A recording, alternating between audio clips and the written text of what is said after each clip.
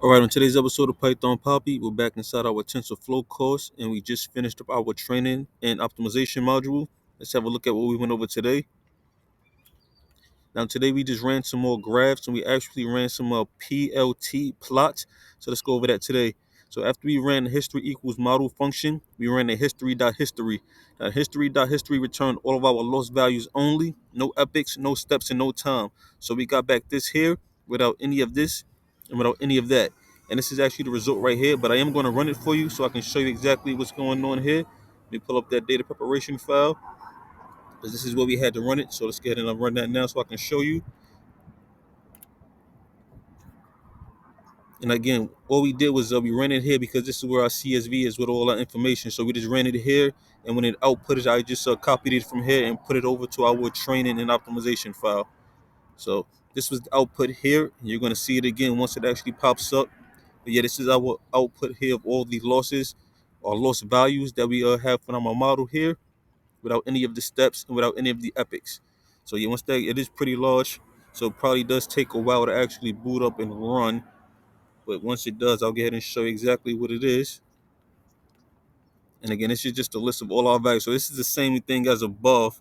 Here, this is the same as this here. It's just without all of the extra stuff. It's just going to return our lost values as soon as it does start returning. And it is firing up now. So let me go ahead and show you.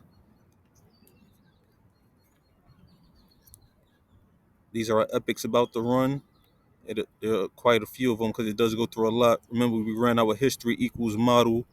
We put the variable inside of the function, so it brought back all of the losses. Now we're just doing history.history to return all of those losses only, no epics.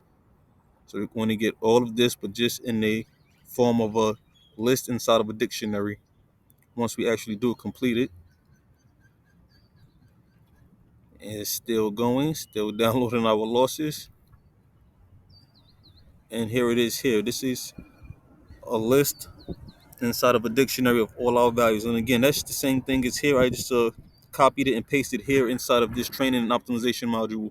So that's one thing we did today. Now also, let me close that out for you. I don't want to get too far ahead. We also ran a PLT plot. So we had to import the matplotlib. So let's move on to that. So first, notice that we returned all of the lost values only in the form of a list inside of a dictionary. And that's still pertaining to our history.history. Now when we go over using our matplotlib import, so let's go. Let me show you the import first. Let me show you exactly what we imported it at. I'm pretty sure you know how to import things, but this is our matplot import here .py, and we're going to use that as PLT. So that's that. So let me go back down. Okay, and yeah, these are the functions that we will run inside of our data preparation file. So we have a PLT.plot, PLT.title, PLT.ylabel, and this is all the things that's going to be labeled inside of a plot. And we did run it already. But let me go ahead and run it again so I can show you. Let me clear this out first so you can know it's all fresh and new. But some quick live reading. As usual, results may vary depending on which coding editor we are using. Our plot opened up in a separate window. So at first I didn't think it was working because I didn't see anything actually populate on my screen here when I ran it.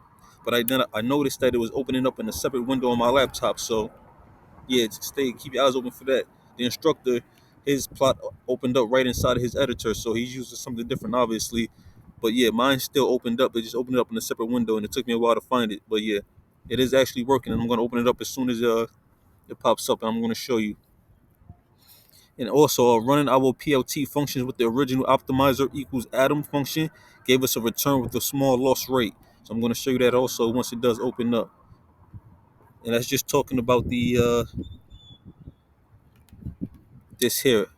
Optimizer equals Atom function. If we leave it regular, it's going to show us a plot with a small loss rate, meaning it's going to be a small losses over time. And I'll show you once it does open up inside of our plot. Let all this stuff run, get out the way. I should have X some of this stuff out. I should have commented some of this stuff out so it can just get directly to it. But we need one thing to run another. So that's why I have to run all this at once, all at the same time without commenting things out. And again, here is our plot here. It did open up, like I said, separately. As you can see, this is our model loss. So we see here a 20, 19.5, 19.0, 18.5. And that's the small increments it was talking about. So we are showing a loss, but it is showing a small loss over time. What we can do is Let me go back to our training optimization module. What we can do is next we will speed up the learning rate by specifying this in the optimizer equal atom function. And how we do that is we will actually change it to optimizer equal atom learning rate equals 1. And that should show us a more dramatic loss rate instead of just a zero point 0.5 at a time. So let me clear that out so we can get a fresh one. I'm going to go back over here. I'm going to specify here our learning rate.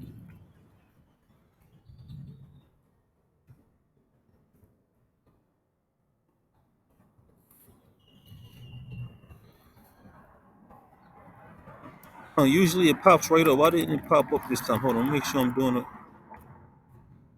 right here.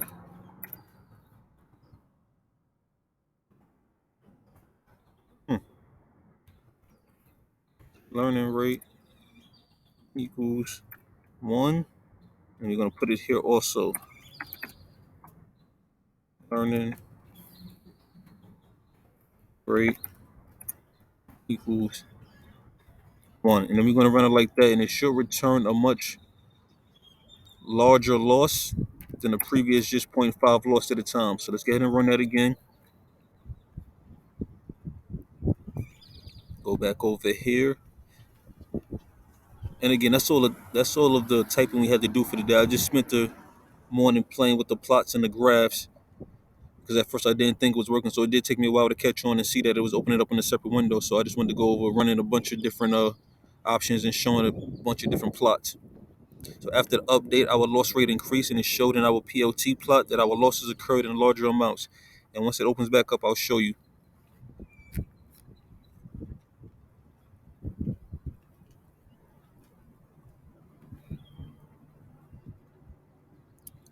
Tick tock, tick tock, tick tock, tick tock, tick tock. Okay, here it is. It's loading up. It's running through everything. It's going to run through our epics. Next is going to run through our history, returning only our lost values without any of the bells and whistles like the steps and the epics and the number list. And that value loss does get returned as a list inside of a dictionary. I think I did show you guys that. Let me do that while that's loading up. So you can see this is our dictionary specification and this is our list. So you can see our loss and values are inside of a list inside of a dictionary. So it looks like it is loaded up. Here's our plot over here. And as you can see, now we're going at a much larger rate in our losses. So we get 308, 500, 308, 800, 307, 500. So it's going by 500s now instead of 0.5s. And that's all it did when we increased the learning rate. So now we're losing a lot bigger chunk of our losses, or we're counting a lot bigger chunk of our losses at a time than just small increments. And again, that's what we did all morning. Just played around with our matplotlibs, plots, and all of that stuff, making sure everything's working properly and getting the hang of that. And we did finish our training and optimization module. So tomorrow we will start with the performance measurement module, and here we'll be going over the topic of performance measurement. And again, I'm going to keep you posted every step of the way. But for now, this is the Python Papi. You guys stay Gucci.